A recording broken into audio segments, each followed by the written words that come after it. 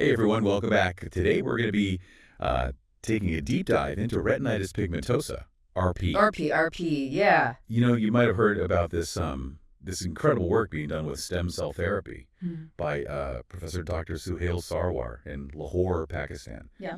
And it's really pretty exciting stuff. It is, yeah. We're not going to be focusing specifically on his work today, but it just goes to show how many advancements are happening in this field. Absolutely, yeah. Now, for those of you who might not be familiar with RP, it's actually a group of inherited retinal diseases that cause progressive vision loss and can even lead to blindness. Yeah. And it affects about 1 in 5,000 people globally. Yeah. More common than people realize. Yeah, so understanding how to manage this is absolutely crucial. Absolutely. And you know, in this deep dive, we're going to be looking specifically at non-surgical ways to manage RP and really enhance the quality of life for those living with it. So we're not going to be talking about things like gene therapy or treating the complications of RP, you know. Right. So let's kind of paint a picture for our listeners here. What exactly is happening in the eye when someone has RP?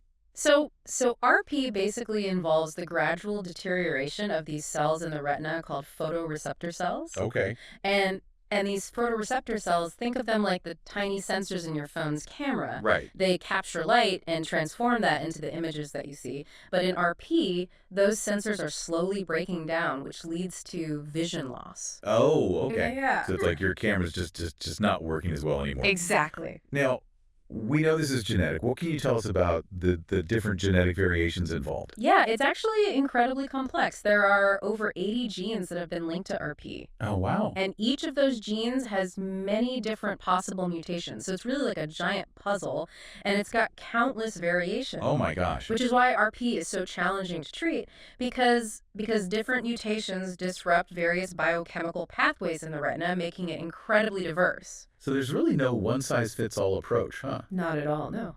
What are some of the symptoms that people with RP might start to experience? What are some of those early warning signs? Well, it often starts quite subtly. One of the classic early symptoms is difficulty seeing in low light, so night blindness. Okay, yeah. And as RP progresses, people might start to experience limitations in their visual field. It's almost like looking through a tunnel. Oh, wow. Yeah, and they can also have reduced visual acuity, meaning things appear blurry or less sharp. So it's not just seeing less. It's missing out on a lot of what you would normally see, I guess. Absolutely. It's about missing vital visual information from your periphery. And that can have a huge impact on everything from walking safely to recognizing faces, and even simple things like reading or enjoying a scenic view. It sounds like there's a real emotional and psychological component to all this that maybe we'll touch on a bit later. But I'm curious about what can be done, for those already experiencing vision loss from RP. What are those initial steps, to help them adapt? Well, early intervention and visual training are really critical for helping people maximize the use of their remaining vision. It's kind of like retraining your brain and eyes to work together in a new way. Oh, interesting. So the brain is adapting? Exactly. I've actually read about this research where scientists are using video cameras to track eye movements in people with RP. Yes, those studies are fascinating. What they show is that people with RP actually develop unique eye movement patterns to compensate for their vision loss. They're making the most of their remaining visual field. So their brains are finding workarounds, essentially. Exactly, yeah. And by understanding these compensatory strategies, we can develop even more targeted visual training programs to further enhance them. For example, there was one study that used eye movement exercises to help patients improve their reaction times and navigate obstacles more efficiently. It's all about empowerment, isn't it? Exactly. Giving people the tools to live their lives. What about individuals who have more advanced vision loss? How can we help them maintain their independence? Well, that's where we start getting into the exciting world of assistive technology. We're talking about really cutting-edge digital solutions that go way beyond traditional magnifiers. Tell me more. What kind of devices are we talking? Well, a great example is the video magnifier. It uses a camera to capture images and then displays them on a screen with adjustable magnification and contrast. So it's like a super-powered magnifying glass. Yeah, exactly. But it's got all these additional features like speech synthesis. Wow. Which can be really life-changing for people with low vision or total blindness. Yes. So technology is breaking down those barriers, huh? Absolutely. Yeah. Are there any other tools, strategies being explored to help with mobility and navigation? Yeah, absolutely. There's actually research being done with these field expansion devices like prisms. Okay. Imagine these prisms being strategically placed to create artificial peripheral vision. So essentially expanding your usable visual field. Sounds futuristic. Yeah, I know, right? It does sound a bit like sci-fi, but it's becoming a reality. Wow. And these devices can really help people with RP avoid collisions and navigate crowded spaces more safely. It's so encouraging to hear that there's this growing toolkit of options available. Yeah. And we're only just scratching the surface. There's so much more we can uncover in this deep dive, from protecting our eyes from harmful light to exploring alternative therapies and even understanding the role of pharmacology and nutrition. I'm definitely eager to delve into all of that. But before we move on, I'm really curious about these advancements in visual training. Are there any that have particularly impressed you? One area that I found particularly fascinating is light stimuli training. Research suggests that this type of training could actually enhance contrast sensitivity in people with RP. I'm not familiar with that. Can you explain how that works? So basically, it involves exposing the eyes to specific patterns of light, which can help those remaining photoreceptors become more sensitive to contrast. Hmm. So think of it as a way to challenge those cells and make them work harder to process visual information. Like a workout for your eyes. Exactly. This is giving me a real sense of hope for those with RP. Good. And there's still so much more we can delve into. Stay tuned, listeners, as we continue our deep dive into the world of RP management. So, it might seem a little counterintuitive, but one of the crucial aspects of managing RP is actually protecting your eyes from light. Oh, wait, I thought light was like essential for vision. Well, yeah, of course, you need light to see, but certain wavelengths of light can actually accelerate retinal damage, especially for people with RP. We're talking about blue-violet light. So even though we need light for our eyes to function properly, there are certain types of light that can actually be harmful, especially if you have RP. Exactly, yeah. Think of it like this. You know how too much sun can be harmful to your skin? Right, right. Well, certain types of light can be damaging to a retina that's already sensitive. Okay. So how do we go about protecting ourselves from these harmful wavelengths? Right. Is it sunglasses, or are we talking about special lenses? You got it. Special filters and lenses, they block those harmful wavelengths, and that can help preserve whatever vision is left. So it's not just about like reducing glare, it's really about protecting those photoreceptors. That's exactly right. Is there research to support that, like the use of these filters for people with RP? Oh, yeah, absolutely.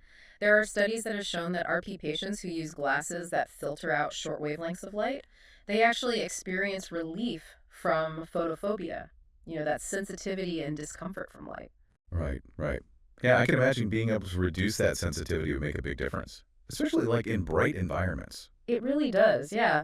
And it's interesting because the type of filter that you might need can actually vary depending on the stage and type of RP that you have. So it's not a one size fits all.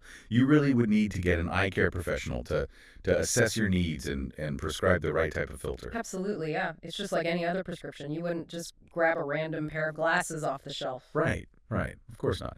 Now, I want to shift gears a little bit and talk about some of the less conventional approaches to managing RP alternative therapies. I know this is an area that a lot of listeners are curious about. It is, yeah. It definitely sparks a lot of interest, and for good reason. There's some really intriguing therapies that are being explored. Things like electrical stimulation, acupuncture, and even ozone therapy. Okay, let's break those down one by one. Starting with electrical stimulation. How could that possibly work for vision? Well, imagine tiny electrical currents being used to stimulate those remaining retinal cells. It may sound a little bit like science fiction, but there's real science behind it. So is the idea to like wake up those dormant photoreceptors? It's not quite that simple, but that's a good way to think about it. The goal of electrical stimulation is to actually trigger these biochemical changes in the cells that could potentially slow down their degeneration. So the focus isn't necessarily on restoring vision that's already been lost, but more about preserving what's left Yeah. and slowing down the progression of RP. Exactly. And there have been some, promising results from studies using this method. Some have shown improvements in visual fields and even electroretinogram readings, which, are measurements of the electrical activity of the retina. Hmm, that's encouraging. Now, I have to admit, I'm a little skeptical about acupuncture for vision. I know it's been used for pain relief, but how could it possibly help with RP? I know, it sounds surprising, but there are studies suggesting that acupuncture could actually improve scotopic sensitivity, which is essentially your ability to see in low light. So even if it doesn't restore those lost photoreceptors, it it might be able to help the remaining cells function better in dim lighting. That's the idea. And what makes acupuncture really appealing is it's generally considered safe, minimal side effects, making it a pretty attractive option. So it seems like a lot of these alternative therapies are focusing on maximizing, the function of whatever retinal cells are still there. Yeah, you're getting it. And while we still need more research to confirm their long-term effectiveness, they do offer, a glimmer of hope for people who are looking for ways to manage their RP. That being said, I think it's also important to acknowledge that there could be a lot of hype surrounding alternative therapies, Right. and it can be easy to get caught up in the hope that they offer. Right. It's really important to approach these therapies with realistic expectations, a healthy dose of skepticism, and always consult with a qualified eye care professional. That's good advice. Speaking of seeking professional advice, I I know there's been a lot of research into pharmacological treatments for RP. Are there any medications that can actually help? Well, there isn't a magic pill to cure RP, unfortunately, but there are a number of drugs being investigated that could potentially slow down the disease progression. So it's more about putting the brakes on vision loss rather than reversing damage that's already been done. Exactly. And researchers are looking at a variety of approaches. For example, there's isopropyl anoprostone, and it's thought to improve blood flow in the eye. That makes sense. Better blood flow means more oxygen and nutrients reaching those cells. Exactly. And then you've got nilvatapine, which is a calcium channel blocker. And that's shown some promise in slowing down the deterioration of the central visual field. So it's about targeting those specific mechanisms that are involved. What other pharmacological approaches are being explored? Well, there's valproic acid, which is an anticonvulsant. It's got these anti-inflammatory and neuroprotective effects. Hmm. And then there's research into nerve growth factors, which you can almost think of as fertilizer for nerve cells, Uh-huh. potentially boosting their survival. Wow. It sounds like some really cutting edge stuff is being developed. It is. It's a very rapidly evolving field. And one of the most exciting areas of research actually involves stem cell therapy. Oh, now that's a game changer. Are you Uh, talking about like replacing those lost photoreceptors completely? we're not quite there yet, but it is a possibility, right? Down the road. Some studies have actually shown that infusions of stem cells could potentially improve visual acuity in advanced RP. It's incredible to think that we might one day be able to actually regenerate those crucial cells. Yeah, the possibilities are really incredible, and it's generating a lot of excitement in the field. But it's important to remember that these therapies are still in the experimental stages. Right. Always good to temper our enthusiasm with a dose of reality. But it's hard not to feel hopeful when there's so much research underway. Yeah, you're right. There is a lot to be hopeful for. And it's not just about those high-tech solutions either. Even simple lifestyle changes and certain nutrients might play a role in managing RP. Okay. Clearly intrigued. What kind of lifestyle changes are we talking about? Well, for example, some studies suggest that regular physical activity could have a positive impact on retinal health. Hmm. And of course, quitting smoking is always a good idea, especially when you have a condition like RP. Right. Those are good reminders for everyone, really, not just those with RP. Yeah. What about nutrition? Are there any specific foods that might be beneficial? Well, it's an area that definitely needs more research, but some studies suggest that a diet rich in antioxidants and omega-3 fatty acids could be helpful. So loading up on those leafy greens and fatty fish. Can't hurt. And it's all part of the holistic approach to managing RP, really, alongside, all those other interventions that we've discussed. This deep dive has really highlighted the importance of a multifaceted approach, hasn't it? It's not about finding a single cure. It's about using all the tools available to manage RP and enhance quality of life. Exactly. And there's one final piece of the puzzle that we need to address. I have a feeling you're about to bring up something that's often overlooked. You're right. We've talked a lot about the physical aspects of RP, but we can't forget about the emotional and psychological toll that this condition can take on individuals and their families. Yeah, it's true. Living with progressive vision loss, it can be incredibly challenging emotionally, and we can't underestimate that impact on mental well-being. Absolutely. The anxiety, the fear, the potential loss of independence, all of that can really significantly impact a person's overall quality of life. And it can be really difficult for loved ones to understand, what they're going through. It sounds like it could be a real vicious cycle. Mhm. Like the stress and worry can actually make the condition worse. Absolutely, yeah. That's why psychological support is so crucial for people with RP. It's not just about treating their eyes, it's about treating the whole person. It makes me think of a study we came across that found that exceeding certain visual field and acuity thresholds, it has a really huge impact on someone's ability to do their daily activities and ultimately impacts their quality of life. Yeah, that's a key point. It's not just about how much vision you have. It's about how that vision loss affects your ability to do the things that you love and live a full life. It's all interconnected, isn't it? The physical limitations, the emotional response, and then the overall quality of life. Exactly. And that's why a multidisciplinary approach is so important. Right. Ophthalmologists, therapists, support groups, they all need to work together to provide the best possible support. It takes a village. Well, I feel like we've covered an incredible amount of ground today. We've gone from high-tech devices to the importance of emotional support. We certainly have, and I think it's safe to say that while there's no cure for RP just yet, there really is this growing arsenal of tools and strategies that offer real hope, for Hmm. managing the disease and living a full and meaningful life. I'm definitely feeling a sense of optimism. Yeah. But before we wrap things up, I'm curious, what do you see as the future of RP management? What are you most excited about? Oh, that's a great question. I think the future of RP management lies in personalized medicine.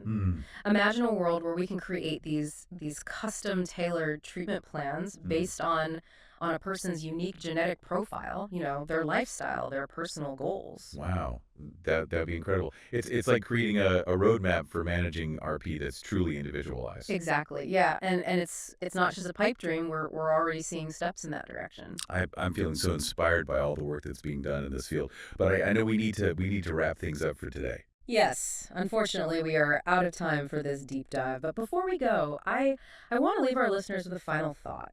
You know, Never underestimate the power of knowledge and your own advocacy. The more you know about RP and the latest advancements, the better equipped you'll be to manage the condition and advocate for yourself or your loved ones. That's such an important message, and I want to echo that sentiment. Yeah. Stay curious, stay informed, and never give up hope. The journey towards better treatments for RP is ongoing, and your voice matters. Feels like we've really explored every aspect of RP management today. I don't even know where to begin to summarize all this Yeah, for our listeners. it's true. We've covered a lot.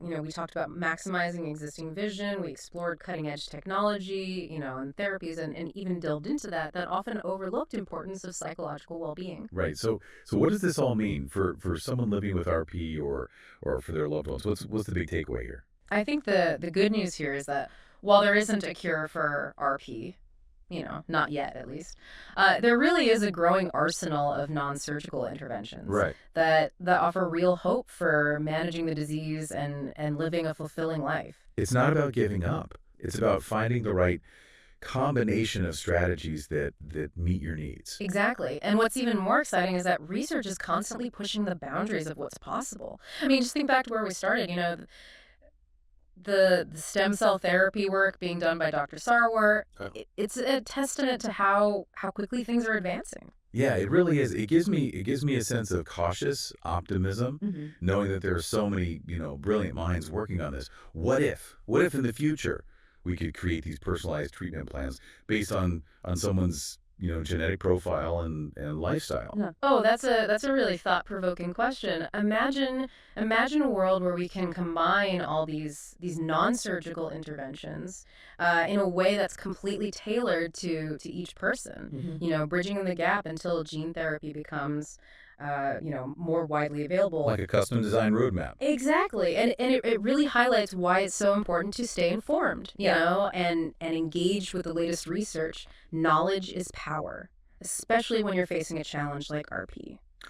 Listeners, we really encourage you to continue exploring this topic. The journey towards better treatments is ongoing, and your curiosity and your advocacy can make a difference. Remember, there's a whole community out there, researchers, doctors, therapists, and other individuals who are living with RP, all working together to find solutions and improve lives. You're not alone on this journey. And on that note, we'll wrap up this deep dive into the world of retinitis pigmentosa. We hope you've gained valuable insights and maybe a renewed sense of hope and a thirst for more knowledge. Until next time, keep those minds curious and keep those conversations flowing.